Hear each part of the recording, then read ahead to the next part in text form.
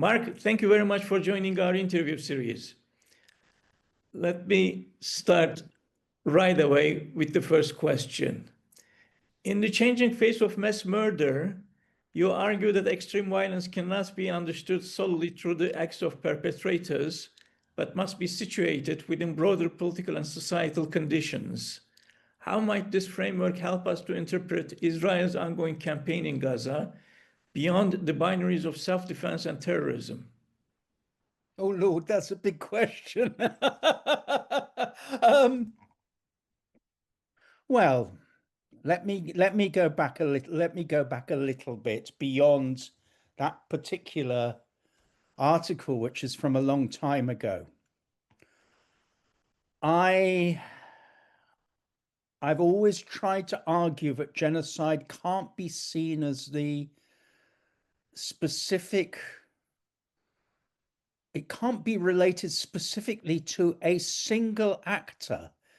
There is always, first of all, a dynamic between what we call perpetrators and victims. And I think sometimes that sort of categorization is not always helpful, actually. In the Gaza case, we have two sets of perpetrators, actually. But one is the lack of symmetry between them in terms of what they do is very, very clear. So we have Hamas as a perpetrator, if we want to use those terms, and we have the Israeli state as perpetrator. But the latter has vastly more power, lethal power, than the other. So there's always a dynamic in genocide, or at least in the heads of those who commit genocide. There is always a dynamic between them and the other party.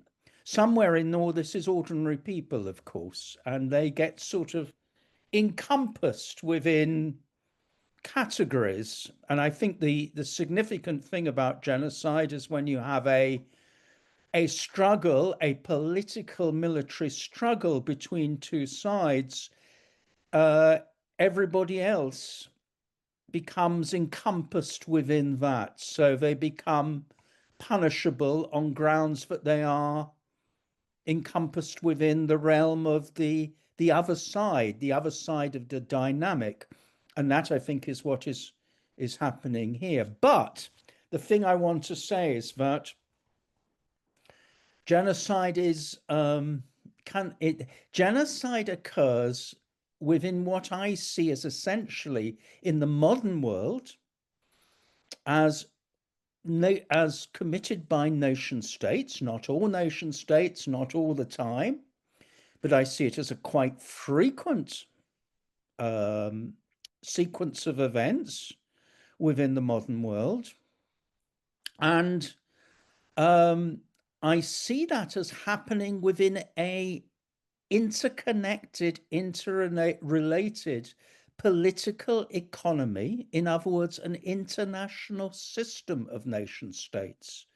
And you cannot somehow, therefore, divorce what is happening in one nation state from its interrelationships with others. So I can't think of any case of genocide in the modern world where we can take Myanmar or Rwanda or China even on their own and say this is entirely an isolated set of relationships between themselves and the dynamic which is playing out between themselves and a group who they see as troublesome to the point where they might consider or actualize the destruction of that whole communal population. Does that help as a starting point? Indeed, indeed. It's a tricky one. I think it's a tricky one for us to get our heads round, not least because genocide is primarily seen, and indeed through the prism of the UN Convention on Genocide, as essentially an aberration.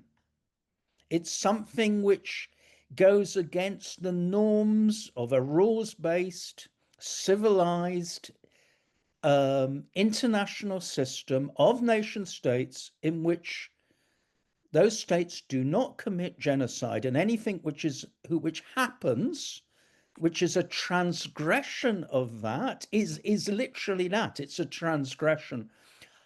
I don't see it in those terms at all. I see genocide rather as a dysfunction of the international state system. In other words, we have to view if what is happening in Gaza, for instance, what one might ask, how is it that almost 2 years on from its beginning, and I do see it beginning in October 2023, the genocide committed by Israel. I actually warned that Israel was on the cusp of committing genocide on October the 11th, 4 days after its beginning, in effect. And I do want to say something about the other side as well, because there is also the role of Hamas as well. And what I said about perpetrators and victims, I think it's always a lot more complex. But the question we actually have to ask, almost 2 years on, is why has this been allowed to continue? And it's really rather fundamental, because we've had so many statements and analyses and commitments by culminating in the UN grouping, which yesterday said this is a case of genocide, square. ICJ, ICC, everybody has weighed in. Loads of scholars have weighed in and said, yes, really much earlier on, this is genocide. Yet it is continuing. And I think that sense of helplessness of all of those in the world who are aghast with this abomination of what is happening, we have to ask, why is this still happening? And I think that relates to the relationship of Israel, but not exclusively of Israel, because I'm trying to make the point that what Israel is doing is not, there's a question we have here. Is what Israel is doing exceptional, or is it symptomatic of the state of the world we live in? And I think that what is happening is clearly about Israel's relationship with an extremely powerful player on the international stage, namely the United States, but also its relationships with countries, including my own, United Kingdom, where the relationship is clearly, to put it mildly, ambivalent on the part of the United Kingdom as to why it is not being more proactive in doing something about this. So we have, on the one hand, a legal framework which is very, very clear. This is genocide, and this has been clear from very early on. Yet we have the seeming failure of a political system to prevent this. And I think we have something which is indicative of the global system's dysfunction. Right. Your essay, Why is the 20th Century the Century of Genocide, links genocide to structural dynamics of modern international system. Do you see the current assault on Gaza as symptomatic of a systemic dysfunction within the nation-state order, especially when powerful states shield Israel from accountability? Well, the simple answer is yes. I've just said so as to why. Yes, clearly that is the case. But again, because, I should say that I have not spent the last 2 years, or indeed the last 30 or 40 years, just looking at Israel's relationship with Palestine or Gaza. This is what is happening in the way that states who commit acts of genocide are shielded by other states is, I wouldn't say it's normal, but the ambivalence of other states in relation to the states who commit the act is rather standard. There's almost a standard process or procedure whereby a state might commit genocide, and the rhetoric of other states is very seems to be that they are against what the state is doing, but the actions and the policies of those other states, either through omission or commission, they may be actively assisting that state in what it is doing. And, one can think of, I could enumerate examples in the recent past, where this has been the case. So, in a way, I have a very gloomy prognosis here, that I don't think that what is happening in the case of Israel and what it is doing as a state in relation to Gaza is somehow entirely exceptional. It's actually indicative of something broader, some broader malaise, some broader dysfunction, which exists within an international system of nation states, who on the one hand created a genocide convention, which said, thou shalt not do this, which is how I see it. Actually, I see it as in those sort of almost in those religious terms. It's an extension of thou shalt not do this, but which actually in practice does allow. Mm-hmm. All right. In your study of Chittagong hill tracts, oh yes, you coined the term creeping genocide to describe gradual elimination under a developmentalist state agenda. Could Israel's long-term blockade, the development of Gaza, and deliberate destruction of infrastructure be understood as a comparable case of creeping genocide? Well, yes and no. I'd say something rather different here. I think what is going on in relation to the entirety of Palestine, i.e., what we would now include as the West Bank, is creeping genocide, though it is accelerating. What I think is happening in Gaza is at the extreme end of accelerated genocide. I don't think this is creeping, actually. Even though it has taken 2 years to get Israel thus far. And I would emphasize this developmental, you mentioned the development, the developmentalist aspect, I think, is something we should focus on a little bit. And the way I would do it is to come back to what I think, again, is very indicative of what is actually going on here, and what through normal eyes might be considered as completely off the map.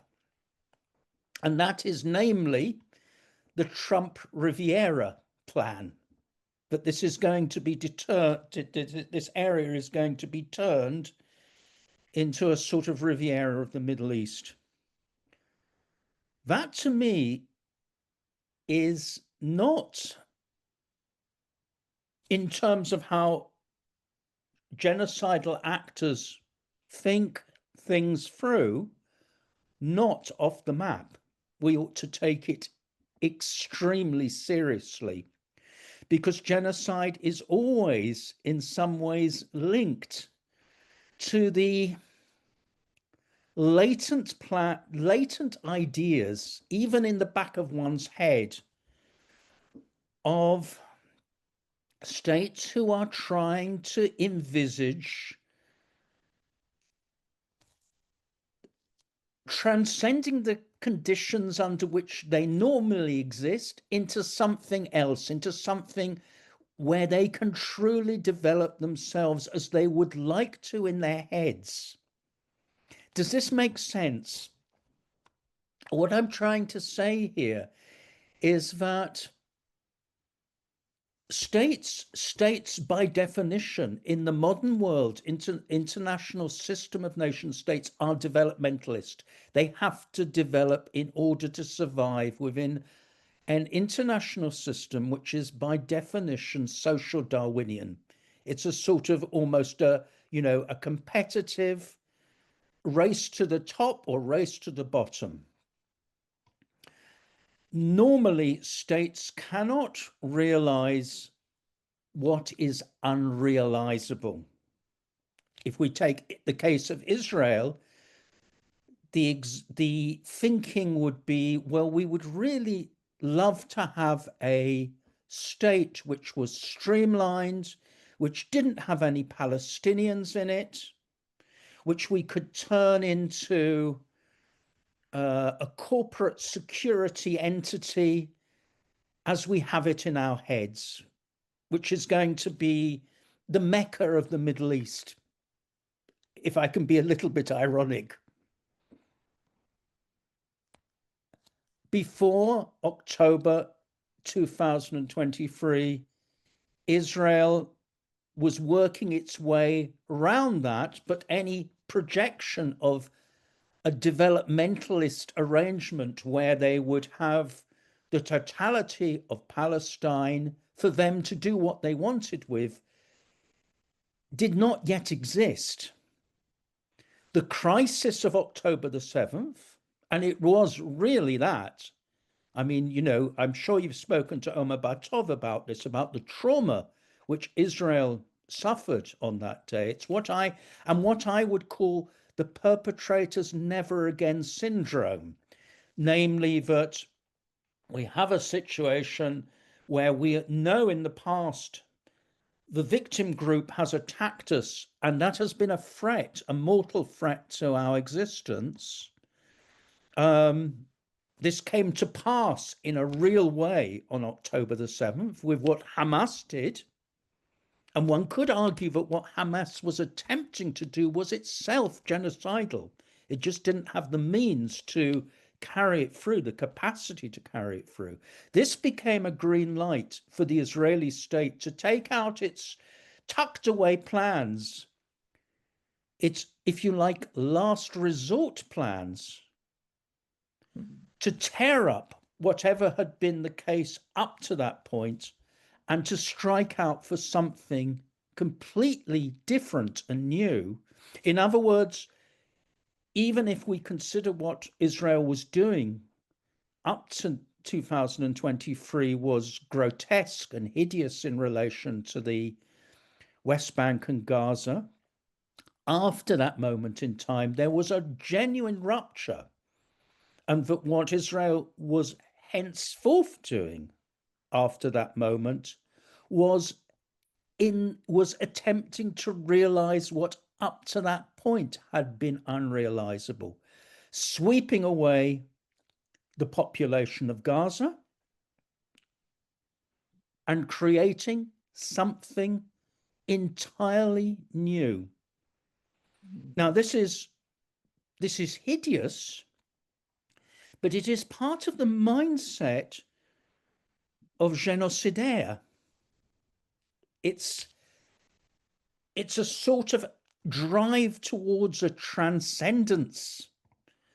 And that Riviera plan is almost at the extreme end of that sort of developmentalist thinking. You might say fantasy, but it's fantasy being put into practice. You know, what the way Israel is, the Israeli Defense Forces are bulldozing Gaza into non-existence, turning it into rubble, is a precondition for that transformation.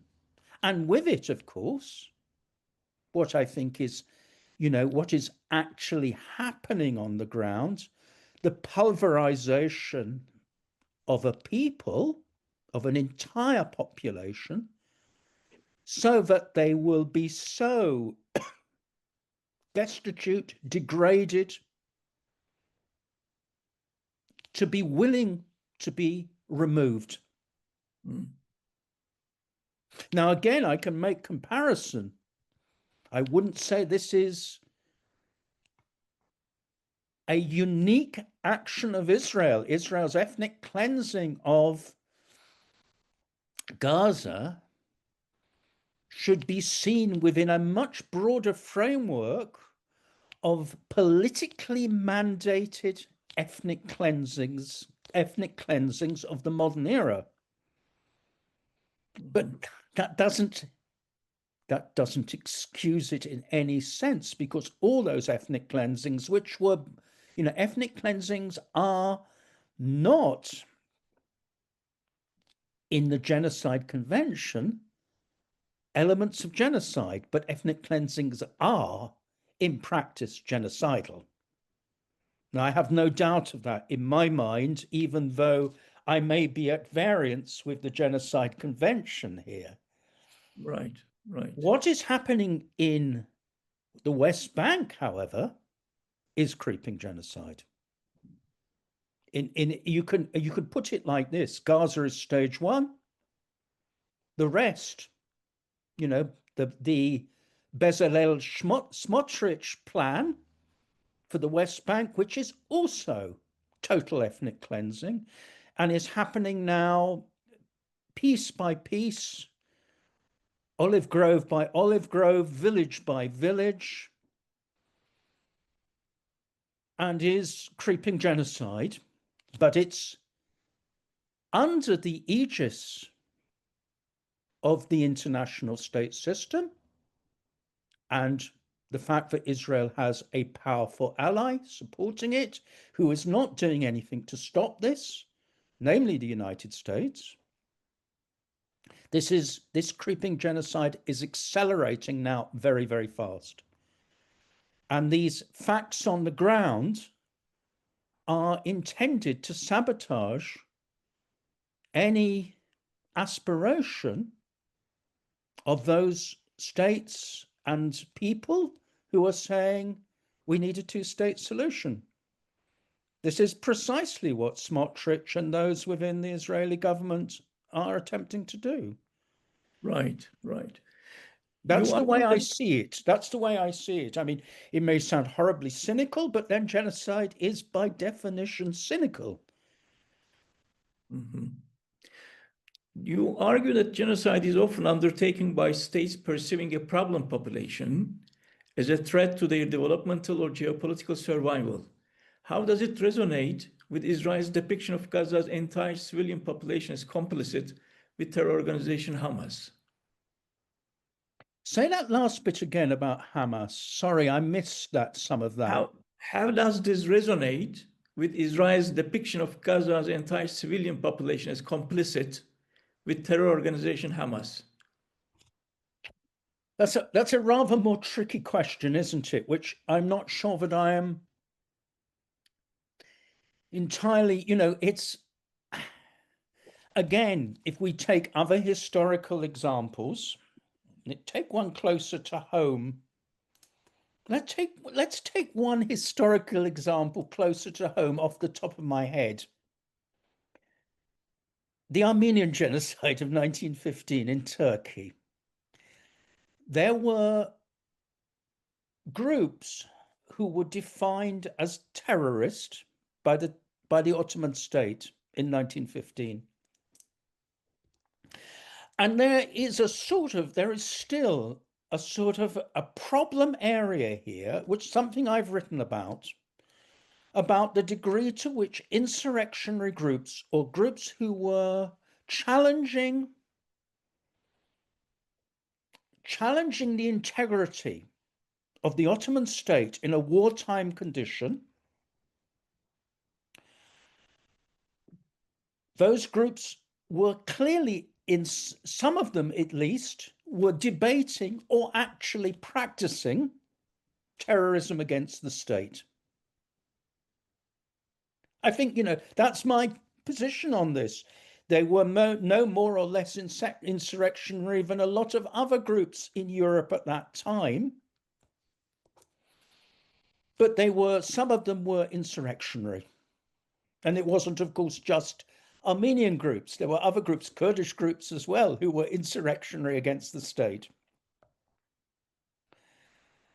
The difference here is that in this instance, the Ottoman response, let's be more specific, the Committee of Union and Progress response, the regime which controlled the state, and one can make come back to a comparison there about, the Committee of Union and Progress did not represent the Ottoman population as a whole.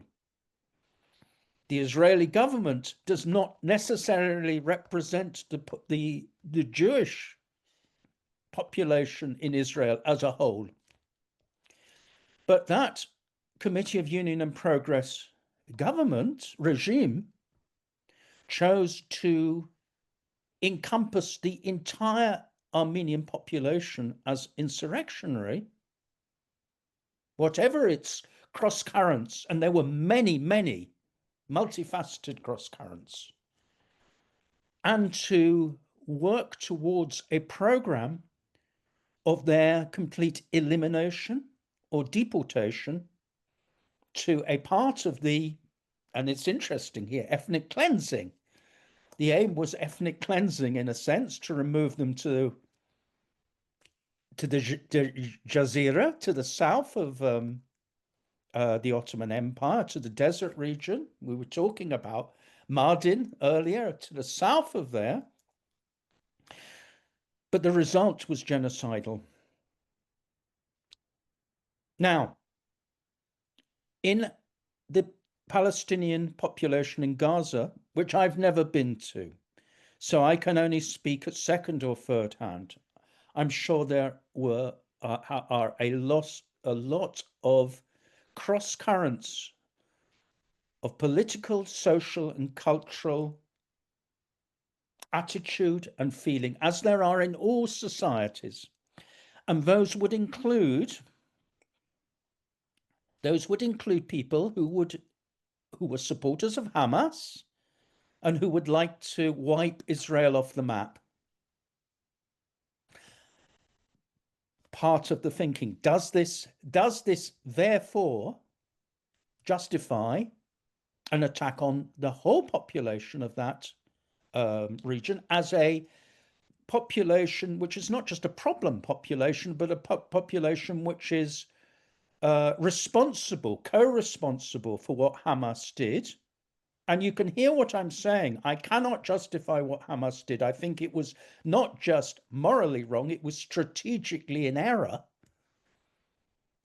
But can one justify treating the whole population as not just problem, but as co-responsible and therefore punishable, collectively responsible for Hamas, which in effect becomes a legitimization for what Israel is now attempting, which is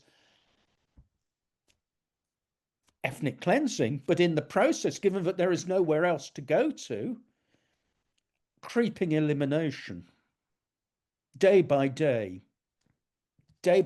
hour by hour, elimination of this population. So again, this is what I'm saying, is I hate what I'm saying, but I think there is a general genocidaire thinking which goes on here, which is, we almost have to get into the mindset of a perpetrator, and one can read it in all the various utterances of government ministers, but also, social commentators and so on, who have been speaking in the last 2 years of wiping this population off the map, disappearing it somewhere else. This is the mindset of genocidaire, unfortunately. Right. In the Holocaust paradigm, as paradoxical imperative, you warn against a sacralized, exceptionalist reading of the Holocaust that blocks solidarities with other victims of mass violence. How might this paradigm be shaping Western reluctance to acknowledge Gaza as genocidal? So again, it's a very, very big question, to which the brief answer is it might be. Look, what I call the Holocaust paradigm, what I mean by that is the way what happened to the Jewish populations of Europe under the Nazi aegis, not just under Nazi occupation, but that's a historical thing I'd want to develop some other time, about the co-responsibility not just of the Nazis, but of other European states in the destruction of the Jews. And that is a big thing of mine. But if we look at this, if we're looking back in retrospect, that moment was by the 1990s, and I think that time is significant because it's at the end of the Cold War. From the 1990s onwards, the West primarily elevated this destruction of the Jews, of a key component of the European population. They turned it into something, they elevated it into a sort of sacred act. But this was it was not just exceptional, but it was at the same time a benchmark by which we ought to understand genocide. And part of the reason, I mean, there's a whole issue of why they did that, of what, I think there was a conscious memorialization here, which on the one hand was all about notions of tolerance and possibly of a multicultural society, which Europe was by that time beginning to seem to be more comfortable with. And this became a peg upon which one could carry that notion. It also, my argument about this process was it came after the number one enemy of the West, namely Soviet Union, had collapsed.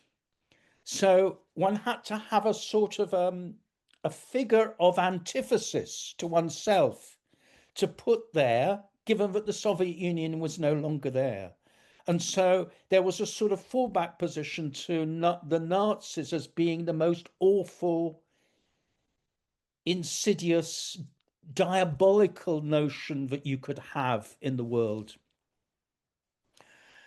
And also, I think, by the way, at the same time, if we're looking at the 1990s, there were instances of genocide which were being perpetrated within Europe, most particularly in Bosnia-Herzegovina, after the collapse of the whole Soviet system in the East,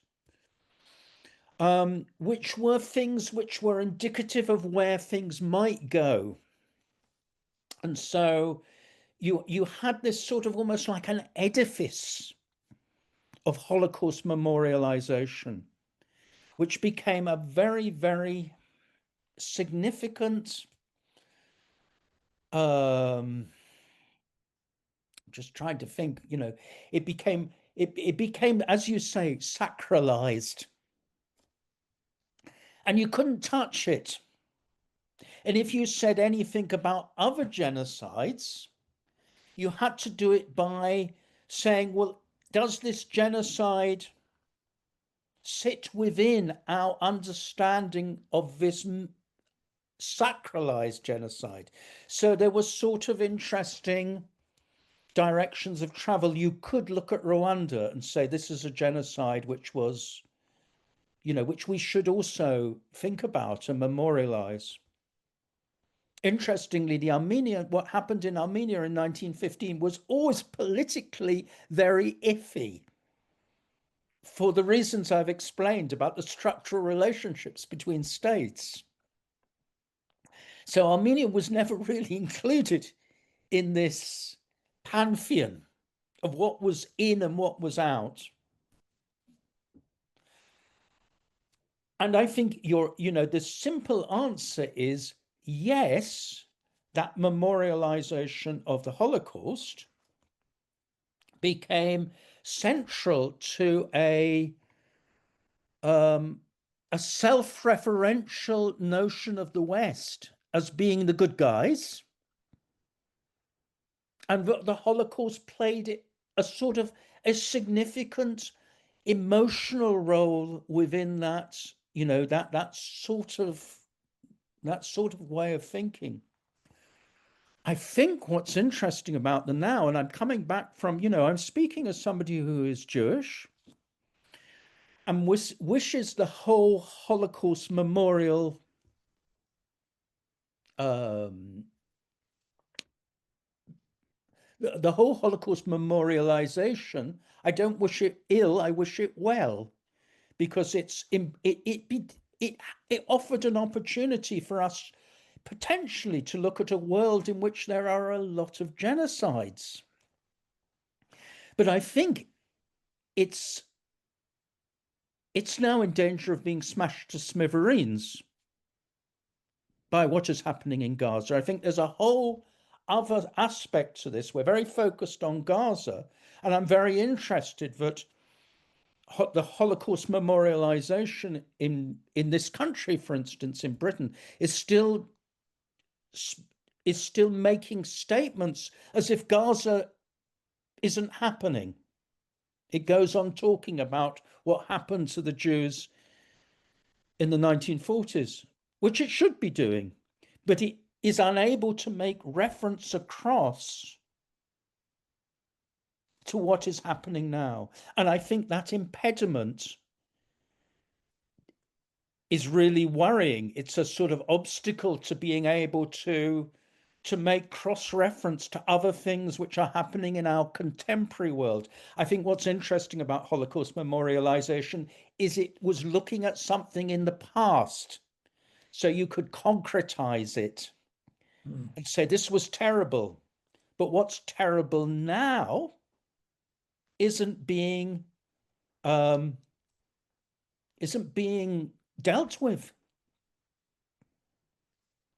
Right.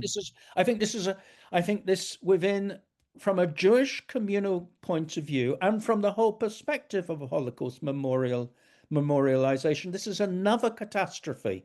But it's a consequence of so many consequences of what has come out of this situation in this genocide in Gaza. Right. Finally, Mark, across your scholarship, you stress the moral responsibility of genocide scholars, not only to analyze, but also to warn. In the face of Gaza, what role should genocide scholars play?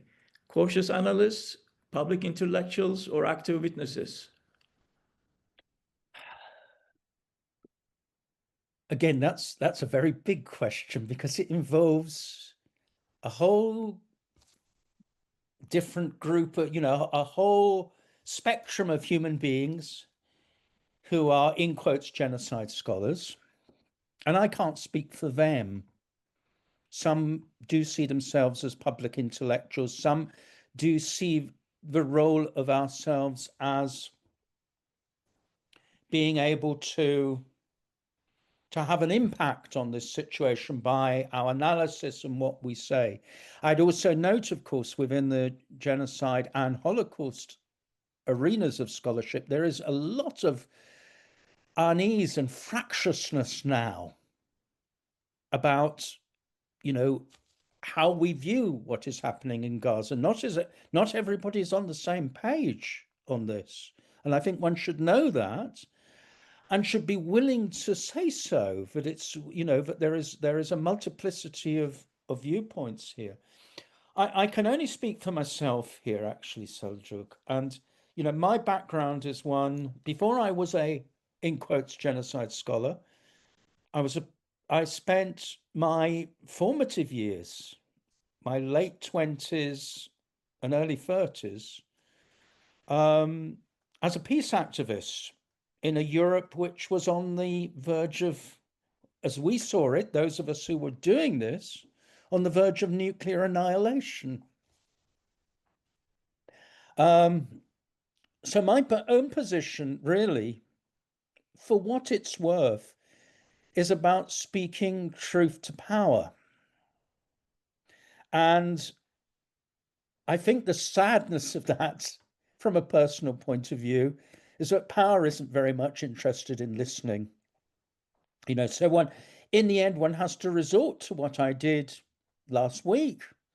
I had to join the action. I felt impelled to join the action in support of Palestine Action, which is a group in Britain which was challenging, through what it did, the relationship of the British government to the genocide in Gaza, through what it allows to happen on its soil, or through its engagement, through its selling of components for F-35 planes, which have been involved in bombing Gaza.